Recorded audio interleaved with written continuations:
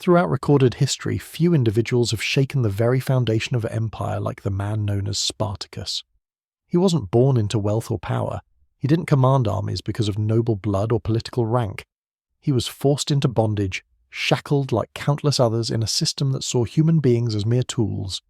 But from those chains, he rose, not just in defiance, but as a symbol of terrifying possibility, that the enslaved could rise up, organize, and strike at the heart of Rome itself. His uprising wasn't just a violent mutiny, it was a scream from the gut of a broken system, one that echoed across fields of blood and into the highest halls of Roman power. It forced senators and generals to reckon with something they'd long ignored. That power built on cruelty can only stand unchallenged for so long. Spartacus didn't just resist, he nearly toppled the very structure of the republic that had enslaved him. Picture this. It's the year 73 before the Common Era. Rome isn't just a city anymore. It's a sprawling beast with tentacles gripping the Mediterranean. Its influence runs from the sands of North Africa to the hills of Gaul, from the coasts of Asia Minor to the peaks of Iberia. The Senate rules like a god behind marble columns. Roman legions sweep across nations like floods, and behind their iron footsteps trail the cries of those enslaved. To the Romans, their dominance was unshakable. Their conquests had become routine: war, victory, enslavement. These were just the gears of their empire grinding forward. The elite dined in opulence, while their wealth, extracted through blood, flowed upward from a mountain of chained backs. They never expected that one of those backs would straighten, that a man taken from the rugged lands of Thrace, trained to die for public sport, would lead an armed force powerful enough to dismantle Rome's illusion of invincibility. That man, Spartacus, would change everything. The story told in books and films barely scratches the surface. The truth is more savage and more remarkable. This isn't some glorified tale of a noble warrior. It's the chronicle of a slave who outwitted senators, outmaneuvered generals, and built the largest resistance movement of enslaved people the ancient world had ever witnessed. What fuels such defiance? What takes a man from the dirt floors of a gladiator barracks and turns him into a warlord? It wasn't just fury, it was clarity, a vision forged in the pits of suffering and sharpened by the very skills his captors had forced him to learn. Gladiators weren't born killers, they were made that way.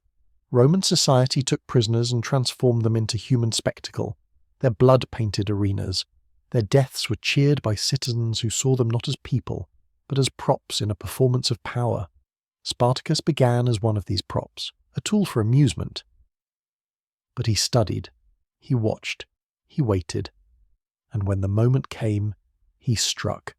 His rebellion would come to be known as the Third Servile War, and unlike past slave revolts that had fizzled out or been crushed in silence, this one was a wildfire. It burned bright, spread fast, and left fear in its wake. The ruling class, once smug in their superiority, suddenly found themselves vulnerable, their villas raided, their soldiers defeated, their arrogance shattered. It's impossible to overstate the magnitude of what Spartacus accomplished. In a time where slavery was not just common but essential to the economy, he cracked the core of Roman security. His army was not a nation-state with resources or alliances. It was built from fragments, men and women discarded by society turned into weapons by desperation. They weren't just gladiators. They were miners who had clawed at the earth for no pay, house servants who had endured beatings in silence, foreign conscripts who'd lost their homes. They spoke different languages, they prayed to different gods, but they were unified by a single purpose. Never again would they be owned. Rome didn't understand that at first. When word reached the Senate that a few dozen slaves had escaped from a training compound in Capua, they shrugged. After all, what harm could a few rebels with kitchen knives possibly do? What they didn't realize was that these weren't just any rebels. They were trained killers. They had spent years perfecting the art of violence, forced to fight for the amusement of the people who now mocked their escape. Spartacus knew the terrain. He understood fear, and above all, he knew strategy. Because under the forced servitude, beneath the layers of dehumanization, the fire of a commander still burned. He didn't run, he organized. Within days of their escape, Spartacus and his fellow fighters had carved a bloody path through the countryside. They looted armories, freed other slaves, and melted into the hills where Roman cavalry hesitated to follow. His force grew, not just in number, but in discipline. They weren't aimless looters. They became a force with ranks, with tactics, with a sense of purpose that extended beyond survival. Spartacus didn't just want freedom for himself. He envisioned it for everyone Rome had broken. The Roman authorities continued to underestimate them. Early forces sent to quell the rebellion were poorly led and poorly armed, treating the uprising as a nuisance. But every failed attempt to crush the rebellion only fed its strength. Victories stacked, followers multiplied. By the time Rome realized it wasn't facing a riot but a full-blown war, Spartacus had already built an army of tens of thousands. How does such a thing happen? Because in the dark corners of society, resistance smoulders. The slave who endures another lash, the farmer who pays another unfair tax, the conscript who buries another friend for a distant senate. They all wait for someone to rise first. Spartacus became that someone. But this story doesn't start in Capua. It begins in Thrace, a land of cold forests and mountain passes, home to tribes who lived for battle and died for honour. Spartacus was born into this world, not as a slave but as a warrior. Thrace was no stranger to invasion. Situated between larger powers, its people were often forced to defend their homeland against armies with greater numbers and superior equipment. But the Thracians didn't scare easily. Their swords were curved not for show but for slicing through armour. Their tactics relied on speed, ambush, and ferocity. Spartacus learned to fight not in an arena, but in the muddy fields of real war. Yet even that life was torn from him. Captured, perhaps betrayed, he was sold into Roman slavery, a fate that turned warriors into livestock. His path to the Gladiator school was lined with brutality, chained marches, beatings for disobedience, and the suffocating realization that freedom was no longer his to claim. The ludus at Capua was no school. It was a machine designed to extract spectacle from suffering. Gladiators were investments, expensive to train, costly to replace, but profitable when they delivered blood and entertainment. The owners of these institutions were businessmen of death, calculating odds, managing fighters like racehorses, and ensuring maximum return through minimum mercy. Spartacus could have submitted. Many did. Some found pride in their skill, earning crowds' admiration as champions of the games. But admiration didn't change the facts. No matter how many fights you won, you still belonged to someone else. He refused to accept that fate, and in doing so, he set the spark.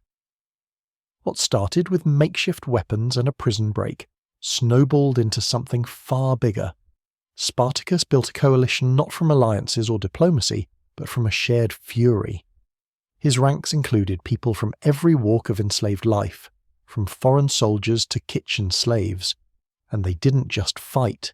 They built a vision of a world without shackles. For a time, that vision became reality. The escape from Capua was just the prologue. What followed was a campaign that would leave Roman generals humiliated, cities trembling, and the Senate in a state of disbelief. Spartacus and his growing force didn't just vanish into the countryside after breaking their chains. They went on the offensive. And what made it even more unnerving for Rome was that this wasn't a mob. This was an army. Tactical, coordinated, and fueled by decades of Roman cruelty. From the forests of Campania to the slopes of Vesuvius, the rebels fought not like desperate fugitives, but like seasoned warriors. They had escaped with whatever they could grab, knives, tools, bits of armour, but they quickly made up for their lack of equipment through strategy and audacity. Spartacus didn't waste time on speeches or grandstanding. He knew the terrain, and more importantly, he understood human behaviour. He knew that fear could paralyse even trained Roman units if used correctly. One of his earliest victories came atop Mount Vesuvius. Trapped by a Roman detachment led by Claudius Glaber, Spartacus was boxed in, with Roman forces stationed at every known exit from the crater. But the Romans never considered that the side of the mountain they assumed impassable could be turned into an escape route. Using vines twisted into ropes and sheer determination, the rebels climbed down the cliffs at night, flanked the Roman camp, and struck with precision. They didn't just win the battle, they humiliated Glaber's forces, exposing Rome's arrogance and overconfidence. That moment changed everything. Word spread fast. Stories of the escaped slaves who defeated Roman troops in a surprise attack raced through towns, markets, and slave quarters. It wasn't just a battlefield victory, it was psychological warfare. The illusion of Roman invincibility began to crack. Enslaved people across Italy started whispering a new possibility: liberation. As weeks passed, these were people who had every reason to fight and nothing left to lose. They came from different corners of the empire, spoke in different tongues, and held different beliefs, but they shared one unshakable bond. Rome had taken everything from them, now they would take something back. Spartacus didn't lead like a Roman general, he didn't rely on titles or bloodlines. His authority came from what he'd already endured and survived. His orders carried weight because they came from someone who had suffered the same pain. He wasn't above them, he was them, and that made all the difference. As the rebel army moved, it grew smarter, faster, and more lethal. Spartacus knew he couldn't match Rome in a traditional confrontation, at least not yet, so he adapted. He struck where they were weak, avoided direct clashes when necessary, and focused on building momentum. They hit Roman estates, overran small towns, liberated work camps, and raided supply convoys. Each strike gave them more weapons, more food, and more fighters. By autumn of 73 BCE, the rebellion had taken on a life of its own. It wasn't just slaves joining now, impoverished freemen, disillusioned veterans, and even small rural communities began siding with the rebels. For many of these people, the Senate was no ally. Rome taxed them into poverty, conscripted their sons, and offered little in return. Spartacus, on the other hand, offered survival, equality, and vengeance. Still, not everyone welcomed the uprising. Some towns viewed the rebels as a threat, especially as food shortages and raiding intensified. What had begun as liberation sometimes turned into looting. Spartacus tried to maintain discipline, but he was leading a force built from suffering, not soldiers trained in restraint. Maintaining unity among people so different and so damaged was a constant battle on its own. The Roman response remained sluggish and inadequate. The Senate, trapped in its own bureaucracy and internal rivalries, continued to send poorly prepared forces to handle what they still called a band of brigands. These commanders, ambitious but incompetent, walked into ambushes and were routed time and time again. Spartacus didn't waste these victories. He used each success to send a message. Rome could be beaten. He allowed surviving prisoners to flee and spread the word. The symbolism mattered. Every defeat was a bruise on Rome's ego, a scar on its reputation. Every slave that rose in rebellion felt that power shift. Soon the question was no longer whether the rebels could survive, it was whether they could win. Spartacus, ever the strategist, realized they had to think bigger. It wasn't enough to keep moving in circles across southern Italy. They needed an endgame. Some of his advisors argued for a march on Rome itself. After all, morale was high and their numbers had grown into the tens of thousands. Others pushed for something different: escape. Spartacus seemed to favour the latter. The Alps stood between Italy and freedom. If they could reach those mountain passes, they might scatter into the territories beyond Rome's grasp. Gaul, Germania, Thrace. Many of his fighters longed for home. They hadn't forgotten where they came from, and the idea of return was powerful. So Spartacus began to move north, beating back each Roman force that tried to block him. Along the way, more rebel bands joined. More victories followed. His army now was estimated to number upwards of 70,000. These weren't just bodies with blades. They had organisation, structure, and morale. Makeshift camps turned into mobile cities. Scouts reported on Roman troop movement. Supplies were managed. Training continued. Spartacus wasn't just keeping an army alive. He was building a society on the run. But not everyone shared his vision.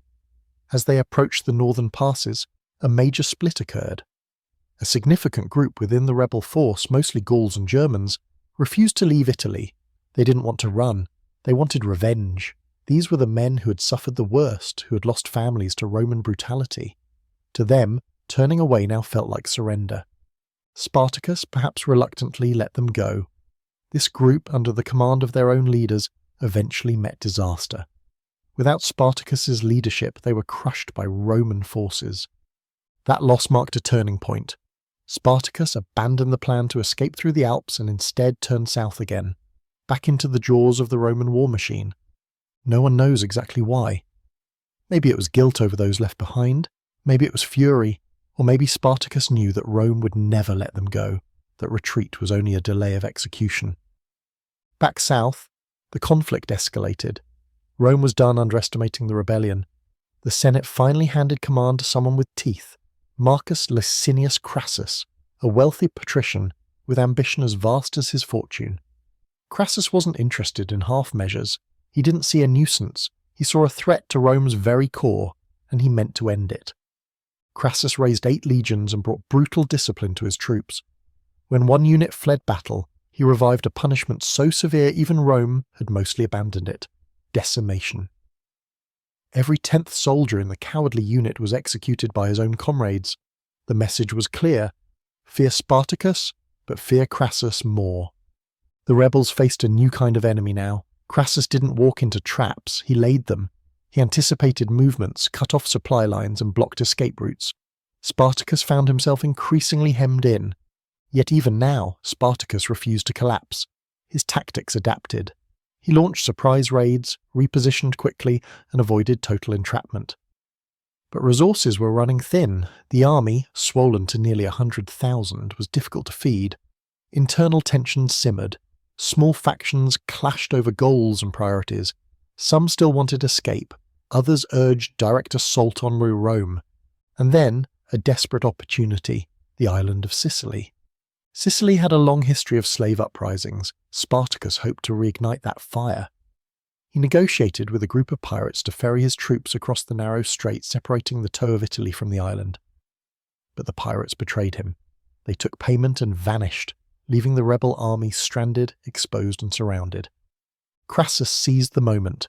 He ordered a massive trench and wall system to box in Spartacus's forces, fortifications stretching over 30 miles. It was a bold, nearly unthinkable project, but Crassus made it happen. The rebels were pinned, their options narrowing by the day. Still, they refused to die quietly. Spartacus led a breakout, punching a hole through the Roman line in a daring night attack. He and a large portion of his force escaped, but the siege had taken its toll, morale was low, supplies were short. Worse, the Senate had now called on Gnaeus Pompey Magnus, Pompey the Great, returning from Spain to assist Crassus. The net was closing. As the 2 Roman titans maneuvered for the final blow, Spartacus prepared for one last stand. He knew what was coming. He likely knew he wouldn't survive, but he also knew that a final stand meant more than just a last battle. It meant defiance. It meant writing a legacy in the blood-soaked soil of a Rome that had forgotten its own humanity. And when that final clash came, Spartacus did not hide. He charged into the thick of it, sword drawn, trying to reach Crassus himself. Surrounded, wounded, outnumbered, he kept fighting. No one ever found his body. What followed was pure Roman vengeance. Crassus ordered the crucifixion of 6,000 captured rebels, lining the Appian Way with their corpses. Each cross told a message: Rome rules by fear. Break our laws, and we will break you. But while Rome won the battle, Spartacus won something greater. His rebellion, however brief, proved that resistance was possible, that the lowest could challenge the highest, that the brutal machinery of empire was not invincible. As the rebel army regrouped, Spartacus stood at a crossroads. The plan to reach Sicily had collapsed. The pirates who were supposed to ferry his people across the sea had taken the gold and vanished. With nowhere else to run, and with Crassus tightening the noose from the north, every move became a gamble. Time was not on their side, yet Spartacus didn't flinch.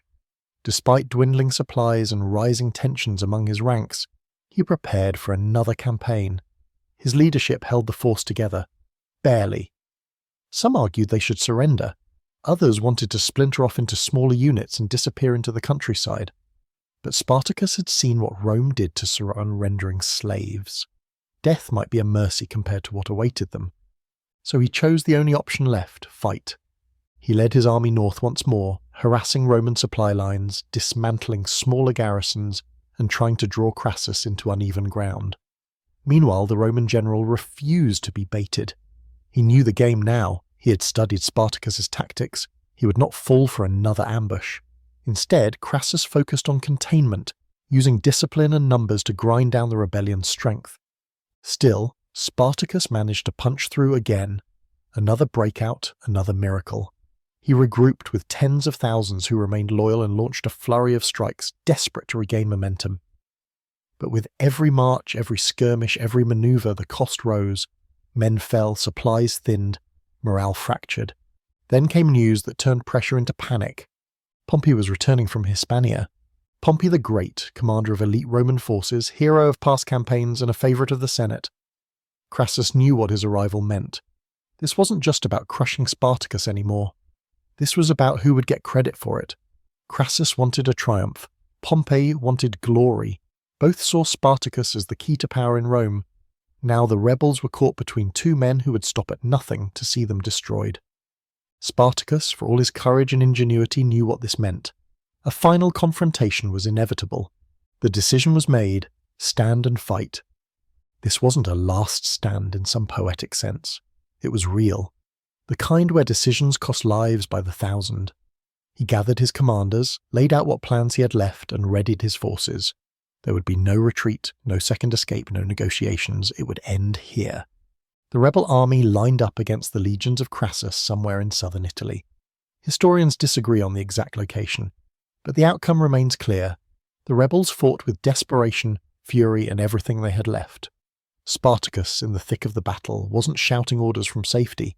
He charged straight into the Roman line, hacking his way toward Crassus, hoping to decapitate the command structure with his own hands. He never made it. Some say he was cut down trying to reach Crassus. Others believe he vanished in the chaos, his body never found. Regardless, the symbol that was Spartacus died that day. His army, leaderless and surrounded, collapsed. The survivors, those who weren't slaughtered on the spot, were rounded up and condemned to the most brutal punishment Rome could deliver. 6,000 of them were nailed to crosses and lined along the Appian Way, the major road between Capua and Rome, a gruesome forest of death, designed not just to execute but to terrify. Their corpses hung for weeks, perhaps months, their decay a warning to every slave who might dream of rebellion. Rome had made its point, but what Rome failed to understand was that the damage had already been done. The rebellion may have been crushed, but the idea it planted could not be so easily erased. Spartacus had proven something terrifying, that the enslaved could organize, coordinate, and overpower. He had defeated trained Roman legions, he had evaded the greatest generals the Republic could field for years, and his army had not been composed of citizen soldiers, but of people considered expendable by society. Miners, housemaids, shepherds, kitchen hands, foreign conscripts. People Rome called nothing more than tools. And they had almost overturned the empire. In the days that followed, Crassus tried to cement his victory. He paraded his troops, spoke of duty and honour, and claimed he had saved the Republic. But history isn't written in official declarations alone. Rome knew who had nearly brought it to ruin, and Rome would never forget the name Spartacus. The Senate tried to prevent another revolt through fear and stricter regulation. New laws were rushed through. Gladiator schools were monitored more closely, limited in size, and surrounded by armed guards. The movement of slaves was tracked. Large slave gatherings were banned. Landowners were warned, keep your property in check or risk losing everything. Rome became more paranoid. The rebellion had exposed something they had always feared, that their empire, so dependent on slavery, was more fragile than they liked to admit. When nearly half your population is in chains, all it takes is one match to light the fuse. But no legislation could erase the memory of what had happened. Slaves across the empire had seen Spartacus win, again and again. For 3 long years, he had outthought, outfought, and outlasted everything thrown at him. The story spread not just in Italy, but in Gaul, Greece, Africa, and Syria. Every region under Roman rule heard whispers about the man who had escaped bondage and made the Republic bleed. Even after the rebellion ended, slaves remembered. They remembered that Rome could be wounded, that gladiators had fought back, that one man had almost toppled an empire with nothing but conviction, skill, and rage. The upper classes did everything they could to smother those stories. They painted Spartacus as a savage, a madman, a barbarian. They blamed foreign influence, weak governors, and treacherous pirates. They erased his name from official accounts, downplayed the damage, and credited Pompey with the final blow. But it didn't matter. The name survived. It passed from mouth to mouth, generation to generation. In work camps and kitchens, in vineyards and mines, the legend of Spartacus grew larger. He became more than a man. He became a warning and a hope. Years later, scholars would debate what might have happened if Spartacus had marched on Rome directly instead of heading north. Could he have taken the city? Could he have toppled the Republic? The truth is unknowable. What's clear is that he reshaped the conversation. He forced Rome to see the enslaved not just as resources, but as a threat. More rebellions followed, not immediately, but over the decades. And every one of them, whether in Sicily or North Africa, bore the shadow of Spartacus. His rebellion became the gold standard, the measure by which all future uprisings would be judged. In time, as the Roman Republic transformed into an empire, and as new emperors rose and fell, Spartacus remained a ghost they couldn't quite banish. The empire might have ruled the known world, but it would never again feel entirely safe within its borders. It knew what slaves could do. Centuries passed. The Roman Empire fell, new empires rose in its place, but the story of Spartacus never disappeared. During the Renaissance, thinkers rediscovered his tale. Political theorists saw in him a prototype of the revolutionary. Poets and playwrights resurrected his legacy. Philosophers debated whether rebellion against injustice could ever be justified. Many pointed to Spartacus as the living embodiment of that answer. By the 18th century, in the age of revolutions, Spartacus became a figure of mythic proportion. The French revolutionaries celebrated him. Abolitionists in Europe and the Americas cited his uprising as proof that those in chains had a right to fight back. During slave uprisings in the Caribbean, his name was sometimes invoked as a symbol of divine justice. Even early labor movements took inspiration from his defiance, believing that the oppressed could and should rise up when pushed too far. In more recent times, political activists, civil rights leaders, and even artists have embraced Spartacus as a universal emblem of resistance. His face has been etched into murals, chanted in protests, and adapted for film and literature. But this modern iconography often strips away the brutality of his reality. Because the truth isn't cinematic, Spartacus didn't have stirring speeches or perfect victories. He bled. He lost friends. He buried comrades. He watched his hopes collapse beneath Roman swords. His choices were desperate. His victories were hard-won. His ending wasn't triumphant, it was annihilation. And yet, within that brutal story lies something enduring. Spartacus proved that even in the harshest system of oppression, the human spirit resists. He reminded the world that domination never goes unchallenged forever. His defiance wasn't academic, it was lived, breathed, fought for with torn skin and broken bones. He didn't choose rebellion because it was glorious. He chose it because the alternative was continued degradation. He chose to fight because he had been pushed too far. In a world that claimed ownership over his body, his name, and his destiny, he took all three back. And even though Rome struck him down, it could never fully reclaim what he stole, the belief that resistance is possible. Spartacus died without a monument. No tomb, no inscription, no relics preserved in a temple or shrine. He left behind no scrolls of strategy, no grand declarations carved into marble. His story survived because it couldn't be silenced, because the empire that tried to erase him had accidentally immortalized him. Because you can kill a man, but you can't kill what he stood for, not when it's burned into the minds of millions who saw themselves in his rebellion. And for Rome, that realization was its own kind of defeat. After the rebellion was smothered, Rome became more brutal, not less. They tightened their grip on the enslaved, passed harsher restrictions, and expanded the surveillance of slave populations. They didn't want to fix the system, only to prevent it from erupting again. Rome had learned that their dominance, which they thought eternal, was far more brittle than they'd imagined. They found themselves obsessed with preventing another Spartacus. And in trying to stop the next uprising, they revealed the one truth they couldn't accept, that they were afraid.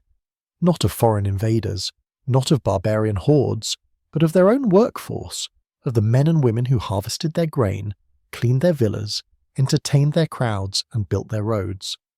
Because if the enslaved ever unified again, Rome knew it wouldn't survive. The shadow of Spartacus lingered for generations. In the decades that followed, writers, commanders, and scholars struggled to put his rebellion into words. Some dismissed him as a criminal, a savage with no higher aim than plunder. Others recognized the tactical genius it took to keep tens of thousands of people alive and mobile under the constant threat of annihilation. A few admitted what their peers wouldn't. Spartacus had humiliated the most powerful military force on earth for 3 years, and it took the combined efforts of Rome's richest and most ruthless men to stop him. But even those who wrote him off couldn't erase the facts. Every legion that fell, every Roman villa that was burned, every slave camp that was emptied, all of it left a mark. It became part of Rome's own mythology, the dark chapter they couldn't ignore. And so Spartacus didn't vanish. He evolved. By the time the Roman Empire transitioned from republic to autocracy, his story had already begun to transform. What began as a revolt became a parable, a warning to the powerful, a call to the powerless. His name became shorthand for defiance. When the Middle Ages dawned and Europe fell into feudal chains, echoes of Spartacus stirred in peasant uprisings. Though few knew the full tale, the core message persisted. If one slave could shake an empire, what could a nation of them do? The Renaissance reintroduced his story to intellectual circles. Humanist thinkers, fascinated by Rome, unearthed the chronicles of the rebellion. Some saw in Spartacus a tragic figure, noble but doomed. Others called him a villain, blaming him for chaos and bloodshed. But those interpretations couldn't hide the growing fascination with the idea that someone from the lowest class had managed to make Rome tremble. As political thought matured, so did Spartacus's symbolic weight. During the Enlightenment, thinkers began asking more radical questions. What justifies rule? What gives one man the right to own another? Why should wealth and law protect a few while crushing so many? In this intellectual ferment, Spartacus emerged not just as a rebel, but as a revolutionary. The American and French revolutions ignited flames that Spartacus's ghost helped fan. His rebellion was cited in speeches, pamphlets, and classroom lectures. Artists painted his struggle. Poets turned his battles into verse. Philosophers named him alongside Prometheus and other icons of resistance. And while revolutionaries in Europe spoke of liberty and fraternity, enslaved populations in the colonies looked to Spartacus and saw something simpler, proof that fighting back wasn't madness, it was survival. When rebellions flared across the Caribbean and South America, led by enslaved people, indigenous communities and the oppressed, his name surfaced again. Leaders of these movements often didn't need to know the fine details of his tactics. What mattered was the example, that resistance wasn't only possible, it was justified. Even as industrialization replaced the old plantation economies with factories and wage labor, the essence of Spartacus's revolt remained relevant. Workers who slaved away in coal mines, textile mills, and steel plants found parallels in his story. Though they weren't bound by chains, they were trapped by poverty, disease, and brutal exploitation. Labor unions adopted his image. Socialist thinkers called him a proto-proletarian hero. Marx himself saw in Spartacus the embodiment of the oppressed rising against their owners. By the 20th century, Spartacus had become global. He appeared in cinema, literature, political theory, street protests, and party manifestos. The 1960 film starring Kirk Douglas, though Hollywoodized, introduced his story to new audiences and carried his legacy into the Cold War era. Activists across the globe, from civil rights leaders in the United States to anti-apartheid organizers in South Africa, borrowed from his example. Not always directly, but in spirit. The courage to rise, to endure, to lead against overwhelming odds, these weren't just themes, they were blueprints. And yet, through all this, the real man behind the myth remains partly obscured. The historical Spartacus never wrote his own account. Everything we know comes from Roman sources, most of them written by the people who wanted him dead. They framed him as a dangerous radical, a threat to order. But even their bias couldn't hide the facts of his brilliance. His understanding of Roman military doctrine, his ability to unite divided groups, his command over logistical challenges, all of these speak to a leader of rare genius. More than that, he was a unifier. He built an army from fragments, people who had been deliberately broken apart, separated by culture, language, and fear. Rome had designed its slave system to prevent unity. Spartacus shattered that design. He brought together Thracians, Gauls, Africans, Greeks, and Italians under a single banner, not for conquest, not for glory, but for escape, for revenge, for dignity. That might be his greatest accomplishment, because even today, unity among the oppressed is rare. Power divides, power fragments. It isolates you, makes you think your suffering is personal, your struggle unique. Spartacus destroyed that illusion. He showed that solidarity is a weapon, and when wielded properly it can shake empires. His story matters now more than ever. In a world still riddled with exploitation, whether it's forced labour in sweatshops, prison systems profiting off incarceration, or corporate empires thriving on environmental destruction, Spartacus offers a mirror. He forces us to ask hard questions. What happens when the people doing the work stop accepting their chains? What happens when they organise, not just to survive, but to fight? For some, he's a dangerous reminder. For others, a beacon. Because Spartacus didn't want to rule. He wasn't trying to build an empire. He wasn't interested in becoming Caesar. He just wanted to break free and help others do the same. That's why he continues to resonate. He represents the moment when someone says, "No more." The instant when obedience ends and defiance begins. That moment doesn't require armies. It doesn't need a stage. Sometimes it's quiet, sometimes it's messy, but it always matters. Spartacus showed us that power is never permanent, that domination can be temporary, that history isn't written solely by emperors and generals, but also by those who refuse to be forgotten. And that's exactly what he did. He refused to be forgotten. His uprising may have failed in military terms, but in every other sense it succeeded. It succeeded in piercing the myth of Rome's invulnerability. It succeeded in planting fear in the hearts of the elite. And it succeeded in giving the voiceless a name to rally behind. Today, his legacy doesn't belong to statues or museums. It lives in people, in protest signs, in whispered hopes, in resistance movements that stretch across continents. Every time someone breaks away from exploitation, every time the powerless fight back, Spartacus rides again, not in flesh, but in fire. He was born a free man, enslaved by empire, and died fighting to reclaim what was stolen. That story repeats itself every century. It's not just Roman, it's human. Spartacus stands as a timeless emblem, not of defeat, but of defiance. Not of rebellion alone, but of rebellion with purpose, of courage in the face of impossibility, of refusing to be defined by your oppressors. No empire lasts forever. No system of domination is safe from collapse. But Spartacus, he remains. Not in ashes, but in the dreams of every person who's ever looked at their chains and thought, this isn't the end. His rebellion didn't need to win to matter. It mattered because it happened at all.